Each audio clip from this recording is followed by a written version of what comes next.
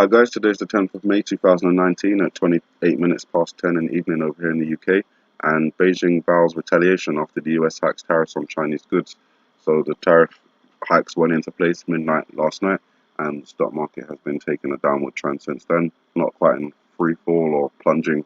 I might expect that to happen around the time Iran blocks the Strait of Hormuz, which could come any day now, maybe around the 13th, which is a watch day and a possible connection to the IPEC Go-To video. In the meantime, Trump's top intelligence and military advisors held an unusual meeting at the CIA. In a highly unusual move, National Security Advisor John Bolton convened a meeting at CIA headquarters last week with the Trump administration's top intelligence, diplomatic and military advisors to discuss Iran, according to 6 current US officials. The meeting was held at 7 a.m. on Monday, April 29th, and included CIA Director Gina Haspel, Acting Defense Secretary Patrick Shanahan, Chair of the Joint Chiefs of Staff Joe Dunford, Secretary of State Mike Pompeo, and the Director of National Intelligence Dan Coates. So you've got all the top guys there, top military guys, top intelligence guys, and I believe that this meeting was in association with Iran, considering John Bolton convened it, and he's the hawk against Iran, and it was a couple of days, 3 days, before the waivers on the oil sanctions were due to expire. So I think that in this meeting, because it's unusual, one of the reasons for this meeting, according to this report, could be if there was a disagreement between the White House and Langley about what a particular piece of intelligence shows on a particular subject. So I think that could possibly be evidence that is being cherry-picked to make it look like Iran is presenting a bigger threat than they actually are. And that model is taken off of the Iran war, obviously. Weapons of mass destruction, there were none. But we were led to believe that that was the case. And that was preceded by a 9/11 event, which again could happen soon, maybe connected to the electricity, as we are looking for some sort of power outage around this time. Everything is dark in the Petco video, going into those kind of time frames. So it's possible that we're going to see some sort of terrorist event involving electricity, maybe a power plant, maybe something like that. We've already looked at different power plants around the country, Rio Grande, Indian Point. So there's a few, Oconee as well. So there's a few power plants that I'm watching specifically, but it could be any others around the country. So if that's the case, then I think that the specific piece of intelligence that they were cherry picking is Iran moving missiles in the Persian Gulf, because we see this scene, which is connected with Iran, and these soldiers which are connected with missiles on a ship on water. So missiles moving Persian Gulf, I think that's a connection there. But then we see the CIA logo on Osama bin Laden's military jacket, which suggests the CIA is involved somehow, and I think that may be the connection. The CIA is either providing or being convinced to provide evidence that makes it look like Iran is moving missiles in the Persian Gulf, which will lead to this conflict that we're expecting and waiting for. The other thing in this scene I was looking at is the wings here, and I think they belong to ravens.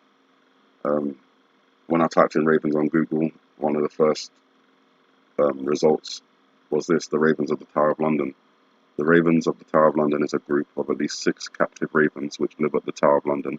Their presence is traditionally believed to protect the crown and the tower, a superstition that holds if the Tower of London ravens are lost or fly away, the crown will fall, and Britain with it. And when I saw the part about the ravens being lost or flying away, I obviously was just thinking about the scene in which the ravens kind of escape from the roof of, let me have to refresh, they kind of escape from the roof of the building. Sorry about that. Bring it back here. Yes, so they kind of escaped from the roof of a building. We interpreted this as a mosque or as a stadium. It's possible that it could be a reference to the Tower of London and the ravens escaping, and the omen that follows is the crown and Britain will fall shortly after that happens.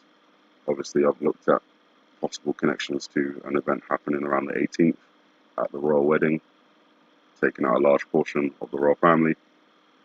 There's the potential for the London Underground terrorist attacks, the O2 Arena, Queen Elizabeth Olympic Stadium, Ravens Court, Ravensbourne University, next to the O2 Arena,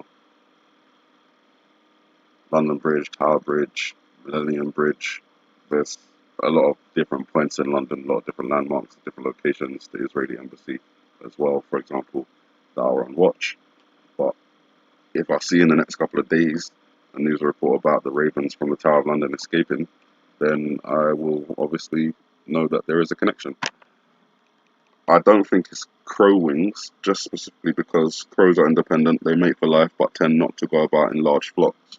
And although these birds are captive, so they could be crows that have been captive and released, I think they're more likely to be ravens, as the reference to the kind of Tower of London has the right tones to go with this video, if you know what I mean. In the news, the B52 bombers that they sent over to the Middle East have arrived in Qatar, so that's just a short hop across to Iran when the time comes.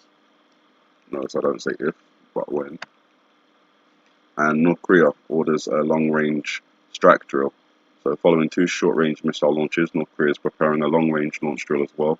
Tensions on the Korean Peninsula rose again on Thursday after the US seized the North Korean cargo ship, and the North Koreans carried out two short-range missile tests on its western border. So obviously we know that the peace talks aren't going very well. We can't sleep safely at night, just as Donald Trump said. Well, to be honest, we can't sleep safely at night. You got Jesus, you can sleep safely. That's all you need.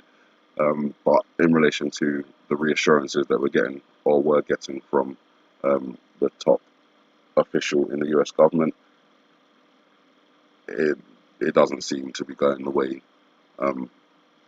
that he said. So all that time of talk and peace and all that kind of stuff, it's only brought more time for things to bubble up some more and develop to make it look more natural, you know, because even though we know these events are planned, there's obviously a lot of people in the world that don't know these things, and they're just kind of going with the day-by-day events unfolding on a kind of natural basis. So you guys, with all that said, have a good morning, good afternoon, good evening, and may the Heavenly Father bless you.